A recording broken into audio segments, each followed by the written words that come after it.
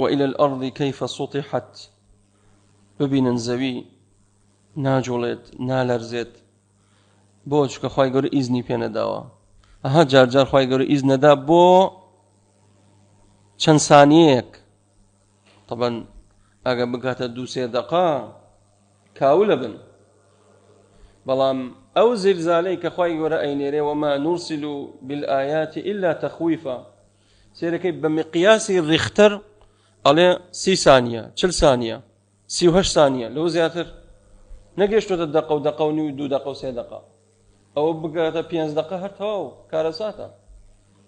للحظيك لما ويكي زور كم لچند ثانية سيركي 5000 كس فوتا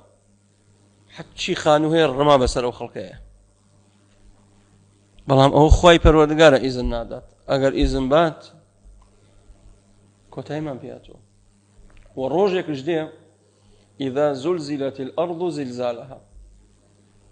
أم زوي كإما لسري أروين بإسراحتي خومان سعري لسري لأخرين ببي أروين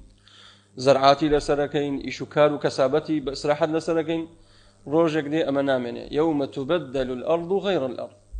أم زوي أقوريت زوي لبن ما نامني فاي تعالى أي جولين الدنيا همي تيكشت فناء الدنيا إنسان كواتا وقفيك ومحاسبي خوي بكات